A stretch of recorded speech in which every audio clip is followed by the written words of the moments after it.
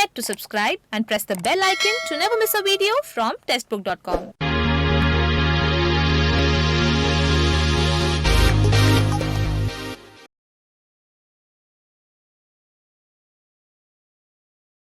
Hello everyone, नमस्कार। स्वागत है आप सबका टेक्स्टबुक.com के प्लेटफॉर्म पर। मेरा नाम आरजू कक्कड़ है और इस सेशन में मैं जिस टॉपिक पे आपके साथ डिस्कशन करने जा रही हूँ, काफ़ी इंपॉर्टेंट टॉपिक सुर्खियों में रहने वाला और अभी हाल फिलहाल काफ़ी न्यूज़ में चल रहा है। ये bill national capital territory of Delhi amendment bill 2021। अब ये बिल क्यों आया, इसमें क्या प्रोविजंस हैं, क्या चल रहा है न्यूज़ में, तो काफ़ी अच्छे से इसके बारे में चर्चा करते हैं, जानते हैं, इसको समझते हैं कि ये बिल के क्या प्रोविजंस हैं, इसके आने से ऑपोजिशन के क्या कंसर्न्स हैं, यहाँ पर लेफ्टिनेंट गवर्नर को कैसी और पावर दी गई है, सुप्रीम कोर्ट की अगर इसमें पहले कोई वर्डिक्ट रह चुकी है, तो काफ़ी ऐसे सवाल और सारे सवालों के जवाब इस सेशन के एंड तक आपको मिल जाएंगे।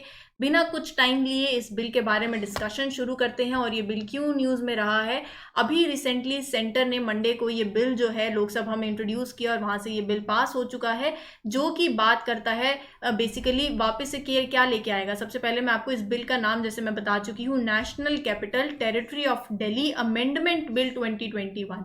तो ये जो बिल है 2021 का, it is reviving the dispute. पहले भी एक ऐसा डिस्प्यूट जो है, जो दिल्ली में इलेक्टेड गवर्नमेंट और साथ साथ जो वहाँ के जो एलजी रहते हैं लेफ्टिनेंट गवर्नर, उनके बीच में जो एक टसल रहती है डिस्ट्रीब्यूशन ऑफ पावर की, सेंटर जो है वो सेंटर के लिए हैं और वो बेसिकली जो सेंटर, केंद्र और जो दिल्ली में जो सरकार है, इन सब के बीच में जो एक डिस्प्यूट रहती है, तो वापस से बोला जा रहा है कि ये बिल जो है उसको रिवाइव कर देगा और ये डिस्प्यूट जो है वापस शुरू हो जाएगा। अब ऐसा क्या है इस बिल के अंदर, क्या कहना है, क्या प्रोविजंस हैं, सुप्रीम कोर्ट की वर्डिक्ट इससे पहले अगर कोई आई है तो काफ़ी अच्छे से इसको समझते हैं और जानते हैं। इससे पहले मैं आपको बता देती हूँ, टेक्स्ट बुक आपके लिए एक पास लेकर आया है 299 रुपीज़ का, जिसमें आपको 170 प्लस कोर्सेज और साथ ही साथ 14,000 प्लस मॉक टेस्ट देने को मिलेंगे। 299 रुपीज़ का ये पास है।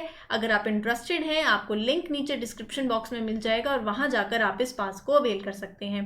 अगर आपको ध्यान हो तो मैंने आपसे जो हमारा लाइव सेशन रहता है प्रीवियस ईयर पेपर एनालिसिस का, उसमें मैं लास्ट में कुछ आपसे कुछ सवाल ऐसे बातचीत के थ्रू पूछती हूँ, हम लोग डिस्कस करते हैं काइंड ऑफ। तो वहाँ पर प्रीवियस ईयर पेपर के भी लाइव सेशन जो बच्चे पार्टिसिपेट करते हैं, आप में से जो नहीं करते, डेली शाम को 4 बजे वो लाइव सेशन होता है, उसमें मैंने आपसे कुछ सवाल पूछे थे, अगर आपको ध्यान हो तो, जहां पर मैंने आपसे 69th कॉन्स्टिट्यूशनल अमेंडमेंट एक्ट के बारे में पूछा था कि यहाँ पर ये एक्ट बेसिकली पावर देता है लेफ्टिनेंट गवर्नर को एडमिनिस्टर करने के लिए, और साथ ही साथ मैंने आपसे और दिल्ली से रिलेटेड सवाल पूछे थे कि यहाँ पर जो दिल्ली सरकार है वो किन चीज़ों पे लॉ बना सकती है, एक्सेप्ट 3 थिंग्स। अगर आपको ध्यान हो तो मैंने ये सारे सवाल मैं पूछती रहती हूँ, ताकि जो भी करंट में टॉपिक चल रहा है आप इसको रिवाइज करते रहो, इससे एसोसिएटेड हर एक एस्पेक्ट को, और फिर जब हम आपसे ऐसे सवाल पूछें, मैं और आप मिलकर डिस्कस करते हैं, तो चीज़ों को और क्लियर कर सकते हैं और रिवाइज ज़रूर होती रहती हैं। तो यही एक स्मार्ट अप्रोच रहती है, ऐसे ही ये क्वेश्चन पूछे जा सकते हैं।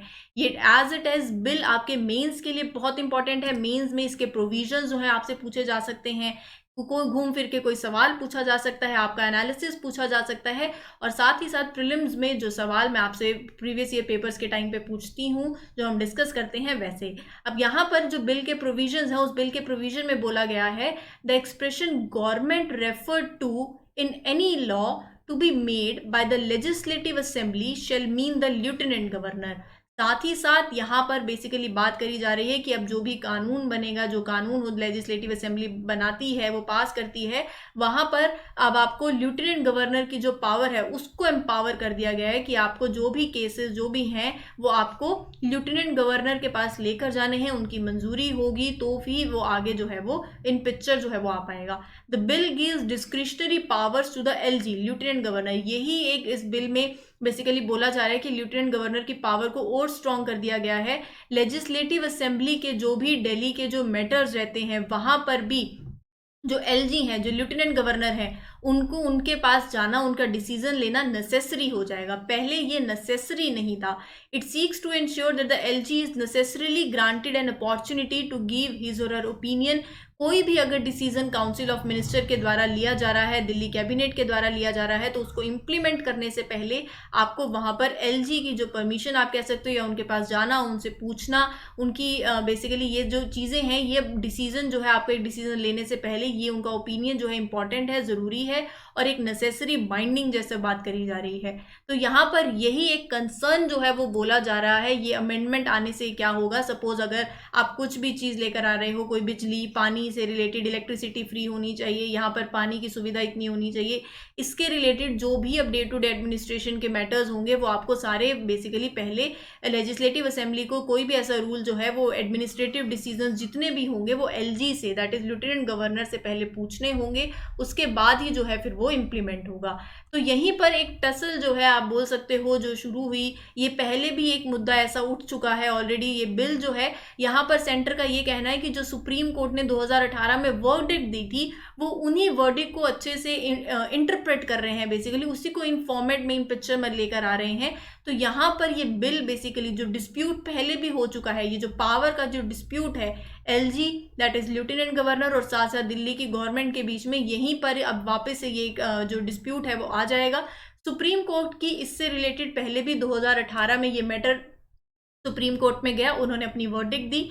सुप्रीम कोर्ट ने ये बोला उस टाइम पे 2018 की वर्डिक्ट के अंदर कि LG's concurrence is not required on the issues other than police, public order and land. तो यहाँ पर सुप्रीम कोर्ट का कहना था कि पुलिस, पब्लिक ऑर्डर और लैंड, यहाँ पर एलजी का कंकरेंस जरूरी है, लेकिन इसके अलावा कोई भी इशू हो, चाहे वो पानी का इशू हो, चाहे वो बिजली का इशू हो, चाहे वो स्कूल्स का इशू हो, वहां पर एलजी की कंकरेंस रिक्वायर्ड नहीं है यहाँ पर। लेकिन उन्होंने ये भी बोला कि जो भी काउंसिल ऑफ मिनिस्टर्स डिसीजन लेंगे उनको एलजी को कम्युनिकेट करने पड़ेंगे। आप समझ रहे हैं बात, यहाँ पर इन टर्म्स को समझो कि यहाँ पर कम्युनिकेट करना, ऑब्वियसली उनको डार्क पिक्चर में नहीं रखना, जो हो रहा है उनको सब पता होना चाहिए, तो ये उनको कम्युनिकेट करेंगे। लेकिन अब जो बात आई है इस बिल के थ्रू वो यही है कि उनकी कम्युनिकेट करने के साथ साथ अब नेसेसरी हो जाएगा उनकी परमिशन बेसिकली लेने जैसी बात करी जा रही है यहाँ पर।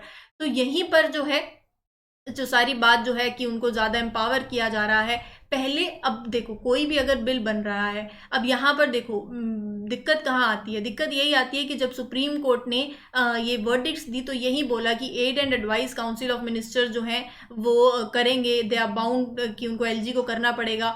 अब यहाँ पर स्टेटस भी बताया लेफ्टिनेंट गवर्नर ऑफ दिल्ली का कि is not that of a governor of a state, वो एडमिनिस्ट्रेटर है in a limited sense working with the designation of lieutenant governor. अब बात यहाँ पर क्या आती है, बात यही आती है कि देखो जब सुप्रीम कोर्ट ने बोला कि आपको ये भी ध्यान रखना है कि दिल्ली एक कंप्लीट स्टेट नहीं है, ठीक है, तो यहाँ पर एक यूनियन टेरिटरी है। तो यहाँ पर ये बात आती है कि कल को अगर आप, सुप्रीम कोर्ट ने बोला कि अगर आप कोई भी लॉ बना रहे हो, कुछ कर रहे हो, तो आपको ऑब्वियसली कम्युनिकेट करना है एलजी को। कम्युनिकेट करना मतलब बताना उनको कि ये हो रहा है, उनको उनके पिक्चर में उनके पास सब रहना चाहिए। लेकिन हो क्या रहा था, एक्सट्रीम में बिल्कुल केस चला गया। एक्सट्रीम में ऐसे चला गया कि आपने कोई लॉ बनाया, आपने कोई रूल पास किया, कुछ इंप्लीमेंट किया, वो होने के बाद एलजी को पता चल रहा है, ठीक है, ऐसी केसेस आने लगे। तो यहाँ पर अगर उन्होंने बोला है कि एलजी की कंकरेंस इज नॉट रिक्वायर्ड, ठीक है, हर एक केस में हर एक फाइल एलजी के पास लेके जाने की जरूरत नहीं है except police, public order and land, लेकिन उनको कम्युनिकेट करना तो जरूरी है। अगर रिक्वायर्ड नहीं है हर एक चीज़ कॉन्फ्रेंस में उनको लेकर कि बिल्कुल ही छोटी छोटी चीज़ें जो हैं वो ज़रूरी नहीं है, लेकिन उनको कम्युनिकेट करना ज़रूरी है।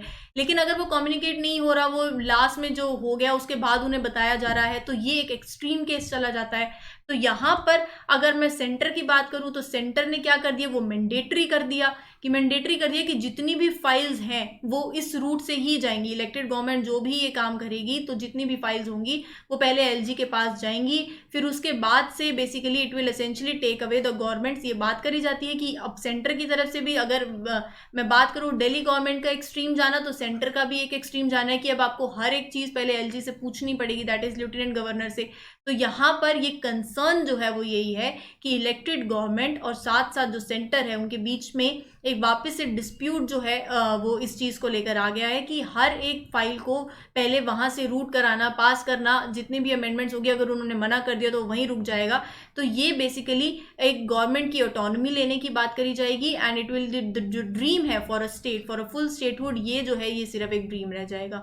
तो यहाँ पर गवर्नमेंट की ऑटोनॉमी और उनके बेसिकली डेमोक्रेसी की अगर मैं बात करूँ तो यहाँ पर उनका ये कहना है कि ये चीज़ों से इन चीज़ों पर काफ़ी इफेक्ट पड़ेगा। अब ये केस जो है आगे क्या होगा, ये क्या रुख लेगा, यहाँ पर अगर ये केस आगे सुप्रीम कोर्ट में जाता है वापस से, उनकी क्या वर्डिक्ट आती है, अगर ऐसा कुछ भी हुआ तो आप तक ज़रूर लाया जाएगा। हाल फिलहाल के लिए इतना ही। इसी के साथ अगर मैं आपको बताऊं तो देखिए, टेक्स्ट बुक आपके लिए 2 कोर्सेज लेकर आया है। पहला है करंट अफेयर्स की कोचिंग, जहां पर आपको कंप्लीट करंट अफेयर्स साल भर के कराए जाएंगे और यहाँ पर आपको टेस्ट PDF नोट्स भी दे दी जाएंगी, लाइव क्लासेस होंगी। और इसी के साथ साथ NCERT की कंप्लीट कवरेज के लिए भी कोर्स है। NCERT बहुत अच्छे से आपको कंप्लीट जो स्टैंडर्ड बुक्स हैं वो कवर करवाई जाएंगी। टेस्ट होंगे, क्वेश्चंस होंगे, PDF भी होंगी। अगर आप इंटरेस्टेड हैं कोर्स में एनरोल करने में तो दोनों कोर्सेज के लिंक आपको नीचे डिस्क्रिप्शन बॉक्स में मिल जाएंगे। अगर आप मेरा कोड यूज़ करना चाहें, दैट इज़ ARZU AARZOO, तो आप ये कोड यूज़ कर सकते हैं, आपको 20% ऑफ मिल जाएगा। इसी के साथ मैं इस वीडियो को सही समाप्त करती हूँ। मैं आशा करती हूँ आपको इन्फॉर्मेशन अच्छी लगी होगी, समझ आई होगी। वीडियो को लाइक ज़रूर कर दीजिए, शेयर कर सकते हो, साथ साथ चैनल को सब्सक्राइब कर दीजिए। Till then I wish you all a very best of luck. खुश रहो, स्वस्थ रहो, रिवीजन करते रहो, कंसिस्टेंसी मेंटेन रखो। Thank you everyone.